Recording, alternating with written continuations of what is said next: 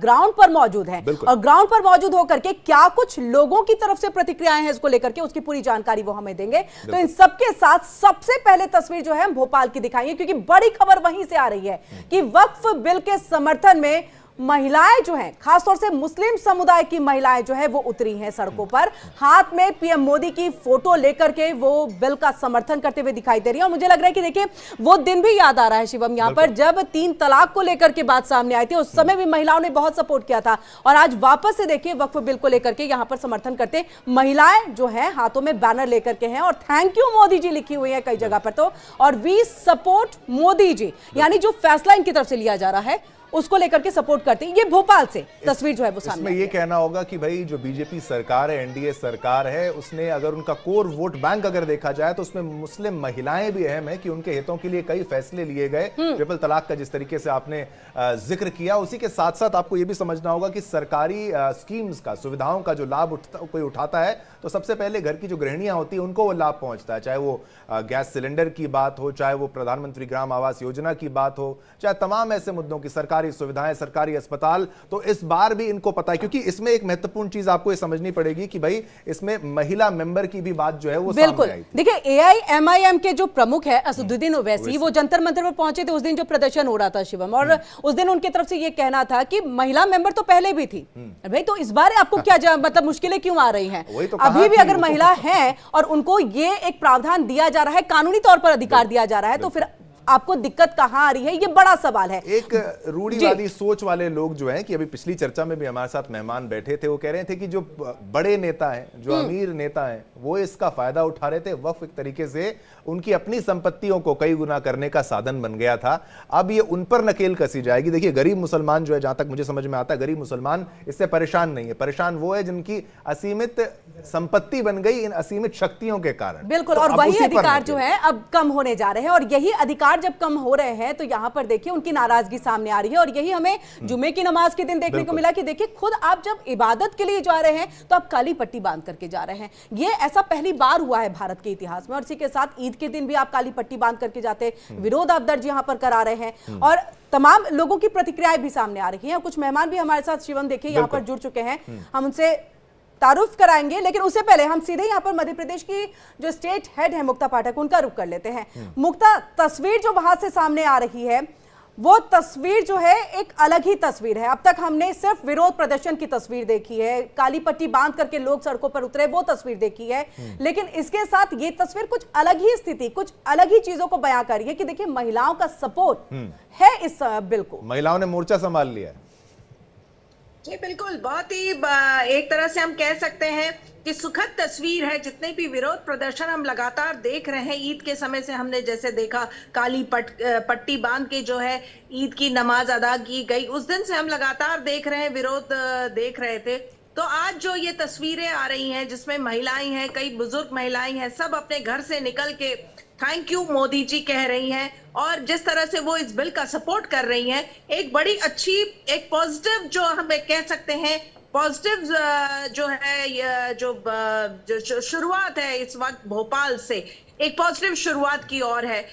जिस तरह से वो थैंक यू कर रही हैं, धन्यवाद दे रही हैं और सपोर्ट कर रही हैं, एक बहुत अच्छा मैसेज इससे जो है जा रहा है। क्योंकि जिस तरह से हमने भोपाल में जो तस्वीरें देखी थी पिछले दिनों, विदिशा से रोड में, हालांकि मना किया गया था, प्रशासन सख्त था, उसके बावजूद रोड में हरी दरी बिछा के नमाज अदा की गई थी। उसके बाद भोपाल की बात करें तो यहाँ पे काली पट्टी बांध के जो है नमाज अदा की गई थी। बिल्कुल मुक्ता, आपने क्या इन महिलाओं से अगर आपकी बातचीत हुई हो तो क्या ये समर्थन क्यों कर रही हैं? मतलब इनको क्या लग रहा है कि वाकई जो भ्रष्टाचार की बात की जा रही थी, जो असीमित शक्तियों की बात की जा रही थी, क्या यहाँ पर वाकई ऐसी स्थिति है जिसको दरकिनार विपक्षी पार्टियां करें, जिसको दरकिनार एआईएम पीएलबी के जो संगठन के तमाम जो लोग हैं, वो सदस्य जो हैं वो कर रहे हैं, ऐसे में ये महिलाएं समर्थन कर रही हैं, क्यों? पता है इन्हें कि ये मानना है कि देखिए जो जिसके पास संपत्ति है, जिसके पास पैसा है, वो उनके पास बहुत है, और जो गरीब लोग हैं वो गरीब ही रह पाते हैं, उनके पास कुछ नहीं होता। तो ये बिल का अगर संशोधन हो रहा है तो वो सही है, क्योंकि इससे जो परेशानी हो रही है वो अमीर जो लोग हैं उन्हीं को हो रही है, जिनके पास बहुत सारी प्रॉपर्टी है, जिनके पास बहुत सारा पैसा है। और जो सामान्य लोग हैं, सामान्य वर्ग के लोग हैं और जो गरीब तबके के लोग हैं, उनका कुछ नुकसान नहीं हो रहा है, इसलिए वो सपोर्ट कर रहे हैं। यहाँ पर मुक्ता, आप हमारे साथ जुड़े रहिए। सभी मेहमान भी शिवम देखिए हमारे साथ यहाँ पर जुड़ चुके हैं, और वहीं हमारे साथ हमारे जो संवाददाता भी हैं वो सब भी जुड़े हैं ग्राउंड से। आलोक वत्स है, नेता बीजेपी के, वो हमारे साथ जुड़ चुके हैं। ओम प्रकाश अंबेडकर जी हैं, प्रवक्ता हैं समाजवादी पार्टी के, वो भी हमारे साथ जुड़ चुके हैं। तो वहीं हमारे साथ अखंड प्रताप शाही हैं, लखनऊ से हमारे संवाददाता हैं, वो हमारे साथ जुड़ रहे हैं। मुक्ता पाठक लगातार हमारे साथ जुड़ी हुई है। वहीं दृष्टि गुप्ता है दिल्ली से, वो भी हमारे साथ जुड़ चुकी हैं। सबसे पहले अखंड का रुख कर लेते हैं। अखंड, लखनऊ में क्या तस्वीर, लोगों की कैसी प्रतिक्रिया?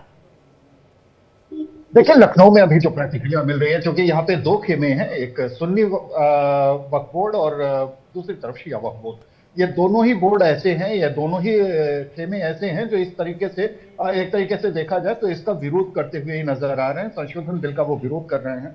दरअसल इनके विरोध की वजहें भी हैं। इनकी ज्यादातर जो जमीनें हैं, या यूं कहा जाए इन पे जो एलिगेशन लगता है, वो यही लगता है कि इन्होंने अवैध तरीके से संपत्तियों पर कब्जा जमा रखा है, इन्होंने एक नेक्सस बना रखा है, इनके लोग हैं, इनके परिवार के लोग हैं जो इन वक्त पे काबिज हैं, और ये नहीं चाहते कि इसमें किसी का भी दखल हो, और सरकारी दखल तो बिल्कुल ही नहीं चाहते। जो संशोधन की बात हो रही है, जिसमें दो लोगों को कम से कम शामिल करने की बात हो रही है, 2 महिलाओं को शामिल करने की बात हो रही है, साथ में जो मुस्लिमों में जो पिछड़ा है, यानी पसमंदा मुसलमान है, जो पसमंदा मुसलमान के नहीं जो शामिल करने की बात हो रही है, और गैर धर्म के लोगों को शामिल करने की बात हो रही है, इसका विरोध किया जा रहा है। दरअसल इस विरोध के पीछे यही है कि वो नक्सस टूट जाएगा। वो जो एक नेटवर्क इन्होंने बना रखा है, खानदानी तरीके से इन लोगों ने जो कब्जा कर रखा है, वो इनका कमजोर पड़ जाएगा, और इससे उनके हाथों पे जो जमीनों के जरिए, जो जमीनों की खरीद फरोख्त भी साथ साथ चल रही है, तमाम जमीनें बेची भी जा रही हैं, तमाम जमीनें जो वक्फ की गई हैं, उन जमीनों पे अवैध तरीके से इनका कब्जा तो है ही। तो बहुत सारी शिकायतें इनके खिलाफ भी हैं। और दूसरी तरफ अगर बरेली की बात करते हैं, बरेली चूंकि बहुत ही महत्वपूर्ण शहर है, जहाँ पे अलग अलग वहाँ पे जो मतों के मानने वाले मुस्लिम मतों के अलग अलग जो खेमे हैं, वहां के लोग जो हैं, उनमें से एक तौकीर रजा है। एक बार आपको ये सुनाते हैं कि मुस्लिम महिलाओं का क्या कुछ कहना है। आप बने रहिए, मुस्लिम महिलाओं का क्या कुछ कहना है, पहले एक बार वो सुन लेते हैं वक्फ बोर्ड को लेकर। हो जाए तो जी, वो अच्छी बात है ना, अगर मिल जाए तो। बस यही है, हम तो यही चाहते हैं जो मुसलमान है उसको हक मिले। अब काफ़ी टाइम हो गया जैसे काम नहीं है, बेरोजगारी हो रही है, 4-5 महीने से तो बिल्कुल काम नहीं है, सभी दिक्कत है। और बच्चा प्राइवेट, हम सरकारी में ही पढ़ा सकते हैं बच्चों को, लेकिन यह है अब जो EWS वाले फॉर्म भरे गए थे उसमें भी इस टाइम बच्चों का बिल्कुल नाम नहीं आया, किसी न किसी तरीके से नाम कट ही गया है। ठीक है, मैडम से बात करते हैं। मैडम क्या नाम बताया? फरजान। हाँ जी, अगर महिलाओं को ज़्यादा योगदान दिया जाएगा, महिलाओं को आगे आने का मौका दिया जाएगा जैसा भाजपा सरकार कह रही है, तो बतौर महिला आपको अच्छा लगेगा? हाँ, अच्छा लगेगा। समर्थन करते हैं इस बिल का? हाँ। आपने ये तस्वीर भी देखी जहां महिलाएं प्रमुख तौर से खुलकर सामने आ रही हैं, समर्थन में आ रही हैं, और हमारी संवाददाता दृष्टि गुप्ता भी हमारे साथ इस वक्त दिल्ली से लाइव हैं। चलो उनके पास भी चलते हैं, उनसे भी हमारा प्रश्न होगा कि भाई दिल्ली में इस वक्त क्या हालात हैं। उनके साथ भी कुछ लोग वहां पर मौजूद हैं। दृष्टि, आप जरा बताइए वहां पर किस तरीके का माहौल है, कितना फेवर में लोग इस वक्त इस संशोधन के हैं, क्योंकि महिलाएं साफ तौर पर कह रही हैं कि भाई अमीर लोग तो देखिए अमीर ही हैं, यहाँ पर जो गरीब हैं उनको EWS में भी कुछ नहीं मिल रहा है, कई जगहों पर कुछ नहीं मिल रहा है, और वक्फ की संपत्तियां तो असीमित हैं ही, बढ़ती जा रही हैं, तो लाभ मुसलमानों को नहीं हो रहा, तो हो किसको रहा है? देखिए, मेरे पीछे संसद है, और संसद के बाहर ही इस तरफ आप देख सकते हैं कई सारे ऐसे मुस्लिम संगठन हैं जो मिक्स्ड हैं, और जो ये इस बात के लिए आज यहाँ पर खड़े हुए हैं कि सिर्फ मुसलमानों को वक्फ बोर्ड में हिस्सेदारी देने के लिए मोदी जी का शुक्रिया, ये लोग शुक्रिया अदा कर रहे हैं। ये जानते हैं इनसे, आप मोदी जी का शुक्रिया अदा कर रहे हैं, आपको क्या लगता है कि कितना फ़ायदा होगा अगर ये बिल पास होता है तो? देखिए, प्रधानमंत्री नरेंद्र मोदी जी ने मुसलमानों के बारे में सोचा है, सबसे बड़े तो मोदी जी को मुबारकबाद है। कि वो हमेशा से ही सोचते हैं 370 हटाने की बात करते हैं तो मोदी जी करते हैं, 3 तलाक बिल पर अगर बात करते हैं, औरतों को सुरक्षा देते हैं तो मोदी जी करते हैं, और अब जब वक्फ बोर्ड की बात आती है उसमें अमेंडमेंट करके जो इसको पारित करने की बात है वो मोदी जी ने की है।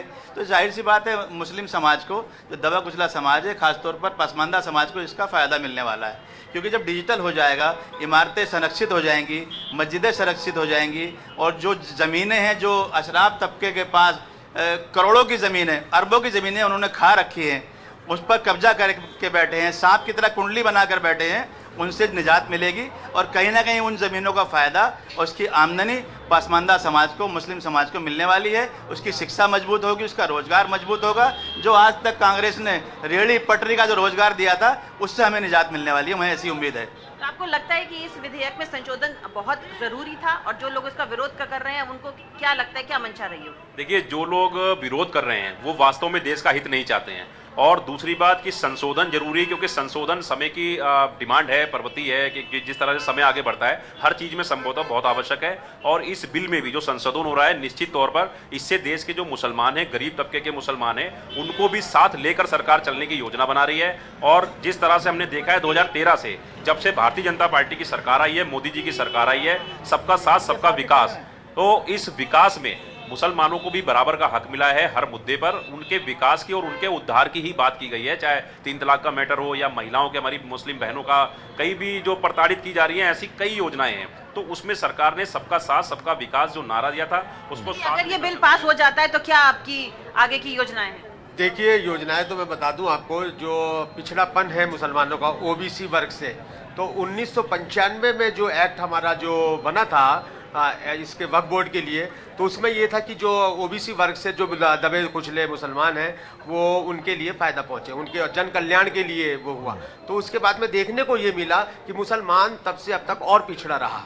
तो अब जो वक्फ बोर्ड की बारी आई है, अब जो मोदी जी आज बिल पेश हो रहा है, तो मैं दुआ करता हूं कि ये हो जाए, ये मुसलमानों के लिए बहुत फायदेमंद है। तो बिना वक्फ बोर्ड बिल पास हुए ही मुसलमान आज तरक्की कर रहा है, क्योंकि मोदी जी हमारे जो है पूरे भारत देश के सभी वर्गों की बात करते हैं, 140 करोड़ जनता की बात करते हैं। ये अच्छी बात है, इन्होंने कहा है कि मोदी जी के संरक्षण में अगर मुसलमान अभी से तरक्की कर रहा है, अगर बिल पास होता है तो और ज्यादा तरक्की करेगा। इसके बाद इन लोगों ने लड्डू वगैरह बांटने का भी दृष्टि कार्यक्रम कई रखा बड़ी हुआ है। बातें जो हैं इन लोगों ने कही यहाँ पर। शिवम, देखिए यहाँ पर सीधे तौर पे कहते हैं कि जो विरोध कर रहे हैं वो देश हित नहीं चाहते हैं, और देखिए जब वक्फ बोर्ड में संशोधन ही नहीं हुआ था हम तब विकास कर रहे थे, क्योंकि सिर्फ मोदी जी जो चाहते हैं, कहते हैं कि सबका साथ सबका विकास, और वो हो रहा है, वो हम नहीं, वो खुद यहाँ पर जो मौजूद है लोग वो कह रहे हैं। सीधा हम अजय आलोक जी का रुख कर लेते हैं। अजय आलोक जी और ओम प्रकाश जी, आपका बहुत बहुत स्वागत है हमारी इस चर्चा में। अजय आलोक जी, सबसे पहले माफ कीजिएगा, आलोक वत्स जी, आपका हम रुख करते हैं।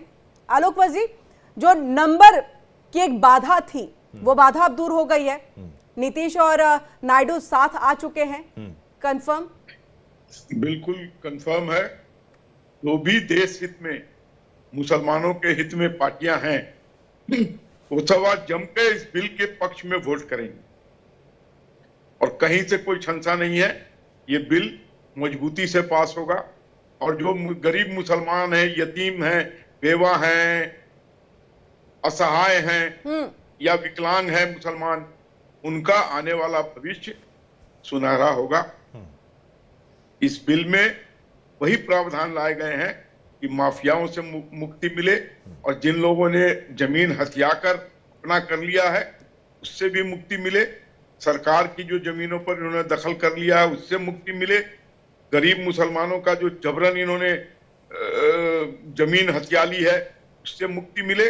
और जिस प्रयोजन के लिए ये वक्त बनाया गया था कि गरीब, यतीम, मुसलमान, बेवा, विकलांग, इनकी सेवा हो, इनका उत्थान हो, उस उद्देश्य की प्राप्ति बिल्कुल अब आगे से होगी। आलोक जी, बिल्कुल आपकी बात तो रहेगी। अब 12 बजे का समय भी बेहद करीब आ गया, इसलिए मैं चाहता हूं सभी से हम उनकी राय यहां पर लेना आरंभ कर लें। हमने मुसलमानों की बात को यहां पर रखा, हमारी संवाददाता ऑन ग्राउंड है, फील्ड से जानकारी दे रहे हैं, चाहे लखनऊ की बात हो चाहे दिल्ली की बात हो। अब हम समाजवादी पार्टी के प्रवक्ता भी हमारे साथ इस वक्त जो है ओम प्रकाश अंबेडकर जी, आपसे मैं पूछना चाहूंगा, भाई ये हम तो नहीं कह रहे, ये बीजेपी तो नहीं कह रही, ये तो मुसलमान सड़क पर आके कह रहा है थैंक यू मोदी जी, धन्यवाद मोदी जी, शुक्रिया कर रहे हैं। उन्हें पता है कि भाई उनको लाभ नहीं मिल रहा, वक्फ की शक्तियां जो असीमित हो रखी हैं उसका लाभ अगर केवल कुछ प्रतिशत लोग उठा रहे थे कुछ चंद जो खुद को मजहब का ठेकेदार बताते हैं वो उठा रहे थे, वो चीज बदलनी चाहिए, वो किया जा रहा है। संशोधन के फेवर में क्यों नहीं है समाजवादी पार्टी? देखिए, जो संशोधन की बात आप कर रहे हैं, सुनाई पड़ रही मेरी आवाज? आ रही आवाज। जो संशोधन की बात आप कर रहे हैं, इनको 2 बिल एक साथ लाना चाहिए। जो सनातन धर्म में जो लोग 400 बीघा जमीन लेकर के बैठे हैं, जो अनुसूचित जात जनजात को 1950 से जमीन नहीं है जिनके पास खाने जीने के लिए, बोने जोतने के लिए, और सनातन धर्म में जो बड़े बड़े राजा महाराजा 400-600 बीघा जमीन लेकर के जो कब्जा करके माफियागिरी कर रहे हैं, उसका भी बिल इसी के साथ उनको लाना चाहिए। इसके साथ लाना चाहिए का मतलब क्या? ये लाना चाहिए, फिर तो आप तो समर्थन में आ गए ना एक तरीके से। ये भी होना चाहिए, वो भी होना चाहिए। हम समर्थन की बात, जो हम देखिए दोनों बात पत्रकार साहब मैं पैरेलल रख रहा हूँ। हाँ, पर अगर आपको मुसलमानों की चिंता है, उससे मैं सहमत हूँ। ठीक है, ठीक है, आप जो कर रहे हैं, लेकिन उसमें एक चिंता और आपको होनी चाहिए कि जो ब्राह्मण राजपूत जो सवर्ण लोग 400 बीघा जमीन जो कब्जा करके बैठे हैं, ओम प्रकाश और जी, दलितों पर के ओम पास प्रकाश जी, अब जमीन नहीं है। अब सब हिंदू है ना, ऐसे इसमें क्या ऐसा हिंदू है, जाति की राजनीति अछूत है कि हिंदू है? नहीं, ऐसा कुछ नहीं बोला जाए, ये कोई गलत शब्द नहीं, कोई सब हिंदू है, जो हिंदू है, ये तो आप अलग ही। हमारी जो टाइटल है वो अछूत की है। ये कैसे बात कर रहे हैं आप? ऑन एयर आके आप नेशनल टेलीविजन पर ऐसे कह रहे हैं, आप बराबर हम बराबर, ये गलत नहीं, इसकी अनुमति नहीं है। वक्फ के ऊपर चर्चा है, आप कहाँ कैसी बातें वो शब्द में बोल भी नहीं सकता। जब राम मंदिर में नहीं जा सकती हैं, अरे आप, ऐसा कुछ भी नहीं है। देखिए ऐसा कुछ नहीं है, ऐसा कुछ नहीं है, ऐसा कुछ भी नहीं है। आप अपनी बात वापस लीजिए। नहीं, ये कोई ये जरूरी नहीं है, ऐसा कुछ कहने की आवश्यकता। डिरेल कर रहे हैं सर, आप डिरेल कर रहे हैं चीजों को, भी हद पार कर रहे हैं। ऐसा नहीं, आप देखिए ये शब्दों का इस्तेमाल आप खुद कर रहे हैं, और जब कोई और करे तो आपको आपत्ति भी होगी। जब कोई और करेगा तो आपत्ति भी होगी। चलिए सर, मुद्दे पे आते हैं सर। डिरेल नहीं सर, डिरेल नहीं करते सर।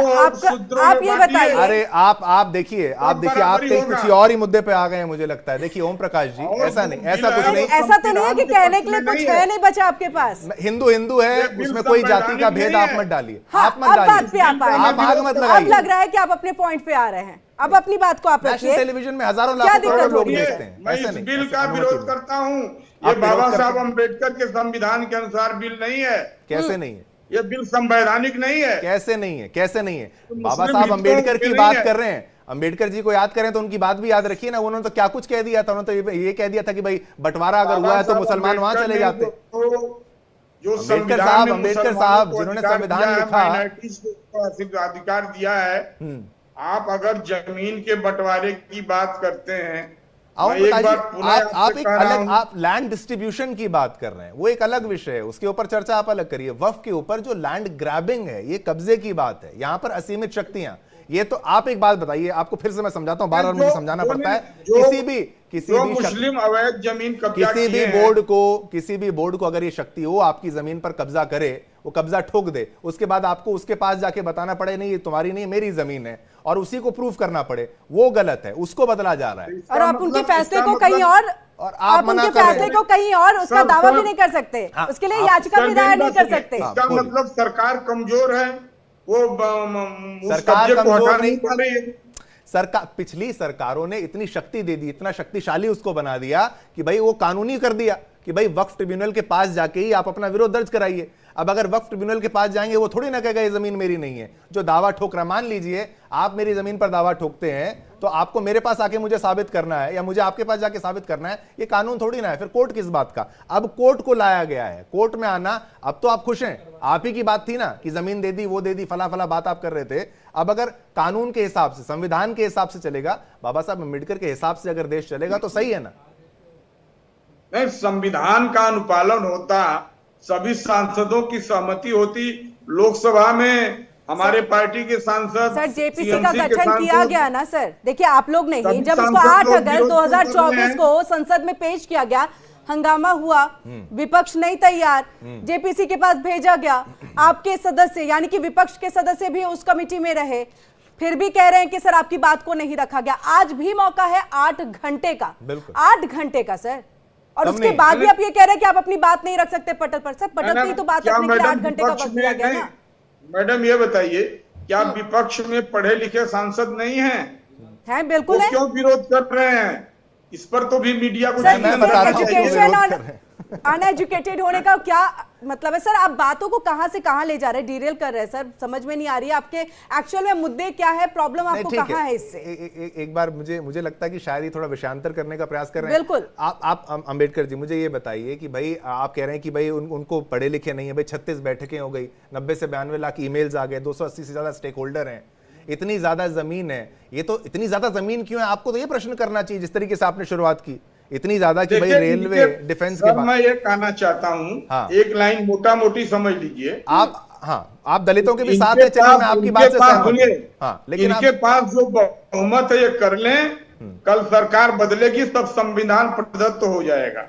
नहीं ठीक है, संविधान के संविधान जो चाहे वो कर लें। संविधान क्या वक्फ के फेवर में है क्या? केवल क्या हिंदुओं के फेवर में नहीं है? बाकी मजहब और भी माइनॉरिटी सबके फेवर में नहीं है? देश के फेवर में है। हाँ, तो आप संवैधानिक व्यवस्था पूरे देश में गरीबों को न्याय दिलाने के लिए है। आप मुझे चंद पूंजीपतियों को ये जमीन ले जाकर के अंबानी को देंगे? नहीं, फिर वक्फ बोर्ड क्या कर रहा है? जमीन पे तो कब्जे की इस पर आरोप जो है, जमीन कब्जाने का आरोप है, उसी को तो बदलाव करने का प्रयास किया जा रहा है कि भाई अगर कोई दावा करता है कोर्ट में जाएंगे। सारी जमीन तो ये अडानी अंबानी को देंगे। कहां से दे दी? अब उद्योगपति उद्योग ना करें तो क्या करें? ऐसे देखिए अंबानी अडानी दलित आदिवासी सबको बेघर कर रहे हैं। भाई साहब देखिए बड़े प्रेम से ये सभी ठीक है वक्त पे एक प्रेस कॉन्फ्रेंस की जा रही है, शायद सीधे वहीं का रुख कर लेते हैं। इस सिलसिले में हमारे जो एतराज़ात हैं, ऑब्जेक्शन हैं, हम आपके रिकॉर्ड में भी लाना चाहते हैं। यकीनन आप सब हज़रात इनसे बखूबी वाकिफ़ होंगे, लेकिन एक मुख्तसर अंदाज में मैं आपके सामने पेश कर दूं और कि हमारे एतराज़ात क्या थे। वक्फ एक्ट 1995 में तरमीम के लिए वक्फ तरमीमी बिल 2024 को लोकसभा में पेश किया गया। अलबत्ता मुख्तसर मुबाहिसे और डिस्कशन के बाद बिल को एक जॉइंट पार्लिमानी कमेटी JPC के सुपुर्द कर दिया गया। इस बिल से मुताल्लिका मुतअद्दिद शराकतदारों और जो पार्टिसिपेंट थे उनको अपने मारूज़ात और अपने ऑब्जेक्शन पेश करने के लिए मदऊ किया गया। उन्होंने मौजूदा वक्फ कानून में मनसूबाबंद तब्दीलियों पर सख्त एतराज़ किया। एक बहुत प्लानिंग के साथ में ये अमेंडमेंट लाया गया है। JPC ने मुतअद्दिद गैर मुताल्लिक अफराद को भी तलब किया, जबकि वो इर्रेलिवेंट है एक तरीके से, और उन्होंने जो मौजूदा तब्दीलियों की हिमायत की है उनको सपोर्ट किया एक तरीके से। बिलाखिर JPC ने अपनी रिपोर्ट दाखिल की। इस बिल में बराए नाम नजरसानी की गई। जहाँ तक ताल्लुक़ है हमारी कम्युनिटी का, उसमें 5 करोड़ के लगभग ईमेल जो इसके अगेंस्ट में थे, उसके अलावा जो भी एतराज़ात मुख्तलिफ शहरों के अंदर ऑब्जेक्शन लोगों ने पेश किए, उनमें से किसी को भी कंसीडर नहीं किया गया। हमारी एनालिसिस और हमारे तज्जिए के मुताबिक इस नजरसानी के बाइस जो दोबारा इसमें गौर फिक्र किया गया JPC के अंदर मुजव्वज़ा तरामीम की बनिस्बत अब ये बिल और ज़्यादा ऑब्जेक्शनेबल है हमारे लिए और काबिल एतराज़ हो गया है, और उसकी दफ़ात जो हैं वो और ज़्यादा हमारे लिए गैर महफूज हो गई हैं। वक्फ तरमीमी बिल 2024 के खिलाफ एतराज़ात जो हम लोग करते हैं उसकी बहुत सी वजूहात हैं। वक्फ बोर्ड की रुकनियत यानी वक्फ बोर्ड क्रिएशन करने में जो तब्दीली की गई दफ़ा 14 के अंदर, अब CEO के ओहदे पर मुसलमान ऑफिसर का तकर्रुर नहीं होगा। B, कोई जायदाद वक्फ है या नहीं उसके बारे में फैसला दफ़ा 44 के मुताबिक अब तक इस बाब में सर्वे कमिश्नर, अदालती कार्रवाई और मुख्तलिफ हुक्काम की कवानीन साजी को इख्तियारात हासिल थे। ये निज़ाम अब बिल्कुल दिरहम बरहम और तहस नहस हो गया है।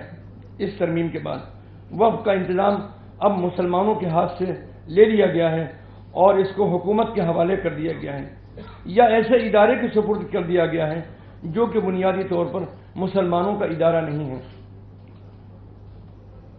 C, वक्फ कानून में बुनियादी तब्दीलियों पर हमारे एतराज़ात क्या हैं? A, नंबर 1, वक्फ बराए इस्तेमाल, वक्फ बाय यूजर 3B उसको खारिज कर दिया गया है। नंबर 2, वक्फ की तश्कील, वक्फ के क्रिएशन करने के लिए प्रैक्टिसिंग मुसलमान का होना शर्त, ये शर्त लगा दी गई है, जो कि गलत है हमारे नज़दीक। नंबर 3, वक्फ के क्रिएशन करने में, वक्फ की तश्कील में दफ़ा 3A2 उसके बाइस विरासत के हकूक़ को ख़त्म कर दिया गया है। नंबर 4, दफ़ा 3C का इजाफा, जिसके मुताबिक कलेक्टर या अब कोई मुतय्यन ऑफिसर यह फैसला करेगा कि कोई जायदाद हुकूमत की है या वक्फ की है। नंबर 5, दफ़ा 3C2 उसके तहत में यह शख्स कि जब तक कि ऑफिसर फैसला न दे उसे हुकूमत की जायदाद तस्वुर किया जाएगा, वो गवर्नमेंट प्रॉपर्टी रहेगी जब तक कि डिसीजन नहीं हो जाए। नंबर 5, लिमिटेशन के कानून से वक्फ जायदाद मुस्तस्ना थी, उसको हटा दिया गया है, तो इससे वक्फ का तहफ़्फ़ुज़ हमेशा के लिए ख़त्म हो जाएगा। यानी 12 साल से ज़्यादा जिन वक्फ जायदादों पर कब्जा है पूरे हिंदुस्तान में, उन सब के मालिक जो काबिल हैं वही हो जाएंगे। नंबर 7, दफ़ा 104 का खात्मा, जो कि वक्फ जायदाद के इस्तेमाल के मकसद से मुताल्लिक है। ये तमाम मामलात बहुत ही संगीन हैं, जो कि 2024 के तरमीमी बिल के ज़रिए उठाए गए हैं और उनसे वक्फ का पूरा निज़ाम ही तब्दील हो गया है। JPC में उन अहम नताइज के हामिल मामलात और अफेयर्स पर कोई गौर नहीं किया गया, बल्कि बाज़ मामलात को JPC ने और ज़्यादा बिगाड़ दिया है। मिसाल के तौर पर दफ़ा 3C2 में कलेक्टर के बजाय मुतय्यन अफसर, जो सरकार नॉमिनेट करेगी किसी भी ऑफिसर को, वो उसके फैसले पर निर्भर करेगा कि फैसला क्या होता है। तो ये और ज़्यादा बिगड़ गया है, जो कि सूरत हाल को मज़ीद अबतर कर देगा। एतराज़ कलेक्टर के किरदार को बना, कलेक्टर के कैरेक्टर को बना एतराज़ नहीं है, हमें एतराज़ इस बात के ऊपर है कि वक्फ का निज़ाम में एक मुतय्यन ऑफिसर की शमूलियत के ऊपर था, जो कि ज़्यादातर मामलात में हुकूमत के हक़ में ही फैसले देगा। JPC ने वक्फ बाय यूज़र, वक्फ बराए इस्तेमाल और लिमिटेशन के बारे में जो तजावीज़ पेश की हैं, उनके मुताबिक आइंदा उस पर अमल होगा। ये हमारे लिए बहुत ही ख़तरनाक है। इससे वक्फ के तहफ़्फ़ुज़ में कोई मुस्बत नतीजा बरामद नहीं होगा, क्योंकि हर तरमीम पर अमल आइंदा ही होता है। लिहाजा ये तजवीज़ जो है बेमाना है। ये कहना कि अब उस पर जो वक्फ बाय यूज़र आइंदा उस पर यह कानून लागू होगा। कानून जब भी बनता है तो आने वाले वक्त ही में लागू होता है, तो ये कहना बिल्कुल बेमाना है एक तरीके से। JPC की जानिब से तरमीम की दूसरी मिसाल ये है कि अब वक्फ की तश्कील या वक्फ का क्रिएशन सिर्फ बाअमल प्रैक्टिसिंग मुसलमान ही कर सकता है। ये मेरे ख्याल में हमारे मजहब में, हमारे दीनी उमूर में बिल्कुल बराह रास्त मुदाखलत है। ये उनको तय करने का क्या हक हासिल है कि कौन प्रैक्टिसिंग मुस्लिम है? वो कैसे तय करेगी गवर्नमेंट के गौर में कि वो प्रैक्टिसिंग मुसलमान है या नहीं है? इसका कौन सा पैमाना है हुकूमत के पास में? और पैमाना हो भी जाए तो उसको क्या हक हासिल है ये कहने का? JPC ने यह भी इजाफा किया कि वाकिफ को जाहिर करना होगा कि वो इस्लाम पर कारबंद है। JPC ने इस शर्त को बदतर बना दिया है। असल एतराज ये था कि वाकिफ के मुसलमान होने की शर्त से मसाइल पैदा होंगे, लिहाजा उस शर्त को हदफ कर देना चाहिए। एक और मिसाल ये है कि दफ़ा 32A2 में तरमीम की गई है, जिसके मुताबिक वक्फ अलल औलाद की तश्कील के बाइस वरसा के हकूक़ विरासत में ख़त्म हो जाएंगे। एक तरीके से एतराज़ इस दफ़ा पर था कि अब से JPC ने यह इजाफा कर दिया है कि कानूनी हकूक़ के मालिक किसी शख्स के कानूनी हकूक़ से इस अमल से मुतासिर नहीं होंगे। इन मिसालों से ये बात वाज़ेह हो जाती है कि वक्फ तरमीमी बिल से जो निज़ाम जरम भरम हुआ है, उस पर मौजूदा वक्फ कवानीन की रोशनी में नज़रसानी होनी चाहिए। ये हमारा मुतालबा है। JPC ने इन उमूर से कोई सरोकार नहीं रखा है और ज़्यादातर दफ़ात और शराइत बिजनसी बरकरार है, बल्कि जैसा कि हमने आपसे कहा कि जो उनकी अमेंडमेंट आए हैं, जो उन्होंने अप्रूव किए हैं, उससे ज़्यादा मामला कॉम्प्लिकेटेड हो गया है। हमारा एहसास है कि जेपीसी महज एक फरेब है और एक धोखा है और ये मुस्लिम दुश्मनी की बुनियाद पर ये बिल लाया गया है। मुसलमानों को इकोनॉमिकली और रिलीजियसली एक तरीके से गोया के दूर करने के लिए और उनको एक साइडलाइन करने के लिए ये कानून लाया गया है। जेपीसी ने इन उमूर से कोई सरोकार नहीं रखा। ज़्यादातर दफात और शराइत बिजनेसी बरकरार है। हमारा एहसास है कि जेपीसी महज एक फरेब थी। बुनियादी उमूर की रोशनी में वक्त कानून में की इस्लाह होनी चाहिए थी और हमारे मज़कूरा बाला मारूदात में से किसी को भी पेश नज़र नहीं रखा गया जो कि उनको रखना चाहिए था। ये बात मैंने बहुत मुख्तसर अंदाज में आप सब हज़रात के सामने पेश की। ये मोहतरम जनरल सेक्रेटरी साहब ने बहुत ब्रीफली आपको समराइज किया। देखिए, हम लोग बहुत साफ तौर पर बात कहना चाहते हैं कि ये बिल जो पार्लियामेंट में आज पेश किया जा रहा है ये डिस्क्रिमिनेटरी है, ये जो है कम्युनली मोटिवेटेड है और ये जो है मुसलमान। तो AIMPLB इनके तरफ से ये प्रेस कॉन्फ्रेंस की गई है। वक्फ सरकार के कब्जे में है। इस अमेंडमेंट के बाद और ज्यादा खतरा हो गया है। इसी के साथ प्लानिंग के तहत लाया गया है ये bill. All India Muslim personal law board की तरफ से प्रेस कॉन्फ्रेंस के दौरान ये तमाम बातें की गई। इसी के साथ ये भी कहा गया कि देखिए ये बिल एक तरह से धोखा है। शिवा, बिल्कुल धोखा, इनको बड़ा धोखा लगा है क्योंकि ये कह रहे हैं कि भाई ये कैसे डिसाइड करेंगे कौन प्रैक्टिसिंग मुस्लिम है नहीं है, जबकि क्लियरली मेंशन्ड है 5 साल तक वो प्रैक्टिस कर रहा हुआ व्यक्ति ही दान दे सकता है। वक्फ बाय यूजर को हटाने की बात की गई क्योंकि ये बात हमें समझनी होगी कि भाई किसी भी हर मस्जिद को ये डायरेक्टली वक्फ संपत्ति घोषित कर दिया जाता था।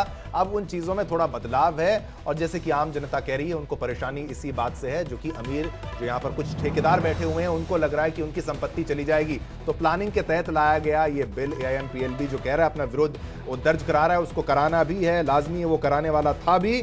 अब जो मालिक है वो वही हो जाएंगे। ये बातें भी उनकी तरफ से कही गई हैं। बिल्कुल कई बातें यहाँ पर उन्होंने कहा। देखिए जो ऑफिसर आ रहे हैं यहाँ पर शिवा में, जो ऑफिसर जिनको रखा जाएगा वो भी कहीं ना कहीं हुक्मरानों के लिए ही जो है पूरे फैसले जो है वो सुनाएंगे।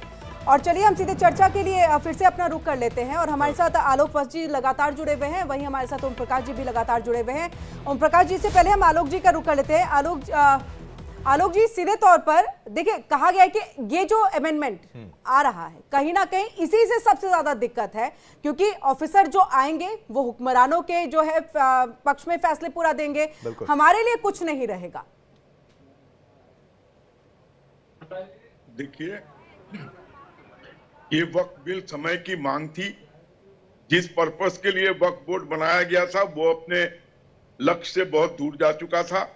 यहाँ पर माफियाओं का कब्जा हो गया था और वक्फ बोर्ड मनमाने ढंग से गरीब मुस्लिमों की और अन्य जमीनों को अपने तरफ हड़पने का काम वर्षों से करता आया है। लेकिन आलोक जी, लेकिन एक सवाल जो मेरे जहन में भी उठ रहा है क्योंकि देखिए सबका साथ सबका विकास सबका सहयोग के साथ चलने की बात जो है वो की जाती है, लेकिन यहाँ पर अगर मुस्लिम पर्सनल लॉ बोर्ड हो या अन्य मुस्लिम संगठन हो या मुस्लिम लोग हो, कुछ लोग जो है समर्थन में उतरे हैं, कुछ लोग इसके विपक्ष में है सीधे तौर पर, क्या नहीं लग रहा है कि इन सबको थोड़ा समझाने की कोशिश की जाती, जिसकी बात देखिए विपक्ष भी लगातार कर रहा है कि एक बार मतलब इनसे तो राय ले ली जाती। देखिए, जेपीसी का गठन जब हुआ तो उसमें सभी दल के प्रतिनिधि थे, सभी धर्मों के प्रतिनिधि थे। अब ये पूरे हिंदुस्तान में घूम घूम कर सब लोगों से बात की जाए। ये लोग कहते थे कि 100% मुसलमान वक्फ बोर्ड के खिलाफ है अमेंडमेंट के। आज ये जो प्रदर्शन हो रहा है जगह जगह पूरे हिंदुस्तान में नहीं, लेकिन कुछ मुस्लिम संगठनों से तो बातचीत हो सकती थी ना सर, कुछ मुस्लिम संगठनों से तो बातचीत हो सकती थी ना, पूरे हिंदुस्तान में नहीं घूमते। हुई है बातचीत तो हर लेवल पे हुई है। जो इनके नुमाइंदे थे, जो इनके रिप्रेजेंटेटिव थे, उनके साथ सेवरल राउंड ऑफ मीटिंग हुई है, तब ये फैसला लिया गया है। 15/7 से इसको पारित किया गया है, तब ये कॉन्स्टिट्यूशन भेजा गया है लोकसभा में। ऐसा थोड़ी है कि बगैर डेलिब्रेशंस के ये बिल एकाएक रातों रात खड़ा कर दिया गया है। ठीक है, ओम प्रकाश जी कुछ कहना चाह रहे हैं, वो अपनी बात को रखें। ये बिल्कुल ठीक है। पूरे भारत के मुसलमान इसके सपोर्ट में खड़े हैं, वो कौन लोग हैं? हाँ नहीं, वो हम दिखा भी रहे हैं, लेकिन अब ओम प्रकाश जी आपको बोलने का पूरा मौका रहेगा, लेकिन इसी मुद्दे पर देखिए, मुसलमान फेवर में वो हम आपको तस्वीर दिखा रहे हैं, और ये AIMPLB की तरफ से जो कहा गया कि भाई ये बदलाव है, ये फला चीजें हैं, लेकिन उसमें कुछ चीजें तो क्लियर हैं कि भाई कौन प्रैक्टिसिंग मुस्लिम है ये डिफाइन हो जाएगा, हर दान की हुई जमीन का एक तरीका होगा, नियमावली के हिसाब से, नियमों के हिसाब से चलेंगे, नियमों के तो फेवर में, क्योंकि संविधान के आप फेवर में हैं ओम प्रकाश जी, और हम बाबा साहब अम्बेडकर के फेवर में। ये कहना है जो मुस्लिम वक्फ बोर्ड वॉल्यूम बढ़वा दें, जो मुस्लिम वक्फ बोर्ड ने प्रेस कॉन्फ्रेंस किया है, AIMPLB ने, हाँ, जो मुस्लिम वक्फ बोर्ड ने प्रेस कॉन्फ्रेंस किया है, जो अपनी बातें उन्होंने रखा है संविधान की व्यवस्था के तहत, मैं उसका समर्थन करता हूं।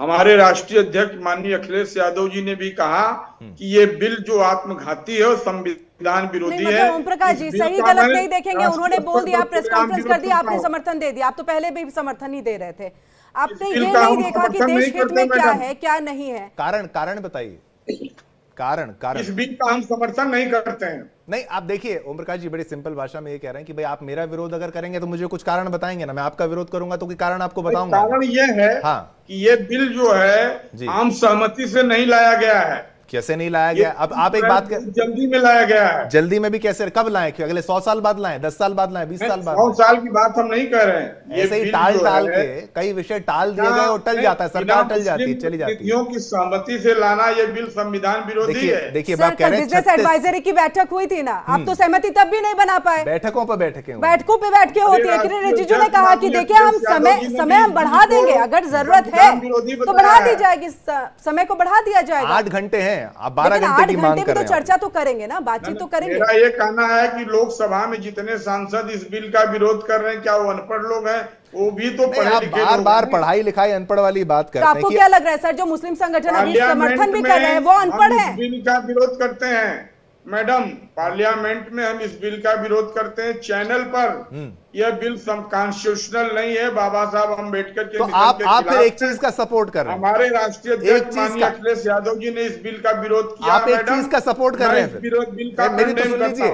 आप सपोर्ट कर रहे हैं कि वक्फ ने किसी की जमीन पर कब्जा किया, आप उसका सपोर्ट कर रहे हैं, वक्फ के सामने जाकर साबित कर। व्यवस्था है कहाँ है? वही तो वक्फ ने किसी नहीं, आप बताइए, अगर मान लीजिए गांव में पट्टे की जमीन है, किसी दलित को आवंटित कर दी जाती है, तो उसमें जिलाधिकारी के आर्डर से सब मजिस्ट्रेट जाके उस जमीन को खाली कराता है। वो सामान्य प्रक्रिया है, लेकिन वक्फ में वक्फ ट्रिब्यूनल के पास अगर उनको ये लगे कि ये जमीन मेरी है, तो वो उसको अपनी जमीन बता देते हैं। और अगर किसी के पास कागजात भी है, वो ट्रिब्यूनल के पास जाए भी तो देखिए उसको दोबारा याचिका दाखिल करने का भी अधिकार नहीं है। अगर परिवर्तन हो रहा है, एक इंसान को उसका अपना अधिकार मिल रहा है, ये भी तो देखिए संविधान के तहत है ना, कि मेरी जमीन है, मुझे वापस चाहिए, मेरा मौलिक अधिकार है, मैं उसके लिए हाई कोर्ट, सुप्रीम कोर्ट, हर जगह का रुख कर सकती हूँ। लेकिन वक्फ अगर संपत्ति पे ये कर दे तो ये संभव नहीं है।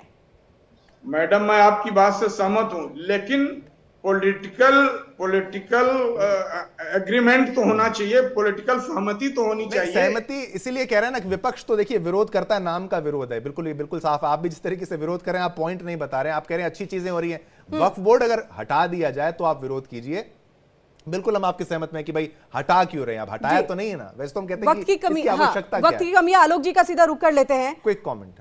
आलोक जी, वक्त की कमी है, जल्दी से कंक्लूडिंग एक रिमार्क आपकी तरफ से।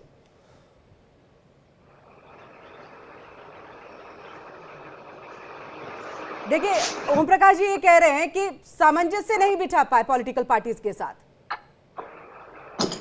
आपने मुझसे प्रश्न जी आलोक जी। देखिए, सामंजस्य तो अब कैसे बिठाया जाए? इन्होंने जेपीसी की मांग की, हमने जेपीसी का गठन किया, हम लगातार उसमें मीटिंग करते रहे, कम से कम 10-20 राउंड की मीटिंग हुई है। जो उन्होंने संशोधन दिए उस पर भी चर्चा हुई, जो उन्होंने सुझाव दिए उस पर भी चर्चा हुई। अंतोगत्वा 15/7 से ये बिल पारित होके तब ये लोकसभा में पेश किया, भेजा गया है। तो अब किस तरीके का चाहिए इनको कि हम उनके साथ पूरे हिंदुस्तान में मीटिंग तक में झगड़ा हुआ, मीटिंग जेपीसी की मीटिंग तक में झगड़ा हुआ। हमें मालूम है 44,000 केस दर्ज है, उसमें 30,000 से ज्यादा मुसलमानों ने केस कर रखा है कि वक्त ने हमारी जमीन हड़प ली है। बिल्कुल, तो हमें तो न्याय दिलाना है और ये बताएं कि इतने सपोर्ट में खड़े हैं कि कितने गरीब लोगों का वक्त ने अभी तक उत्थान किया है, कितनी गरीब महिलाएं बेवा का उत्थान किया है। वो आंकड़ा नहीं लिस्ट है तो दिखाएंगे, वो आंकड़ा नहीं होगा। और जो माफियाओं का वहां पर क्लोजिंग कमेंट अम्बेडकर जी, माया जाल फैला हुआ है, हाँ। उसके ऊपर भी कुछ बोले। कोई है आंकड़ा अम्बेडकर जी? ओम प्रकाश जी आपकी ऑडियो। हाँ, 75 साल से संविधान लागू, कितने दलितों मुसलमानों को न्याय दिलाए हैं? नहीं, काशी हिंदू विश्वविद्यालय में एक सोनकर जो है पीएचडी के लिए रो रहा है, वो सीट खाली है, लेकिन वो दलित है, उसको काशी हिंदू विश्वविद्यालय में पीएचडी में प्रवेश लेने नहीं दिया जा रहा है। ठीक है, कितने दलितों को 75 साल में न्याय दिलाए हैं? ठीक है, चलिए आपसे कुछ ही देर के बाद जो है वो वक्फ बिल पेश होने जा रहा है। ओम प्रकाश जी आपका भी बहुत बहुत शुक्रिया, आलोक जी आपका भी बहुत बहुत शुक्रिया हमारे साथ यहाँ जुड़ने के लिए। और वही हमारे साथ लगातार हमारे संवाददाता जो है वो जुड़े हुए हैं शिवम, और बड़ी खबर इस बीच आ रही है, बड़ी खबर आ रही है। थोड़ी ही देर में संसद में पेश होगा वक्फ संशोधन बिल, किरण रिजिजू पेश करेंगे वक्फ संशोधन बिल, और इसी के साथ कई मुस्लिम धर्म गुरु गुमराह करने में लगे हुए हैं। ये बड़ा बयान किरण रिजिजू की तरफ से दिया गया। राजनीति के चलते विरोध चल रहा है, विपक्ष वोट बैंक के लिए विरोध कर रहा है, विरोध तर्क के साथ होना चाहिए। ये तमाम बड़ी बातें किरण रिजिजू की तरफ से कही गई है। वो तर्क के साथ होना चाहिए। हम तमाम चर्चाओं में ये देख रहे हैं कि कोई तर्क ये नहीं दिया जा रहा सिवाय इसके कि भाई विरोध करना है। तो देखिए, महज एक छोटा सा ब्रेक होगा, ये बुलेटिन एंड होगा, लेकिन आप लगातार बने रहिए इंडिया डेली लाइव के साथ, क्योंकि अभी वक्फ पर लाइव प्रोसीडिंग्स जो हैं वो आपको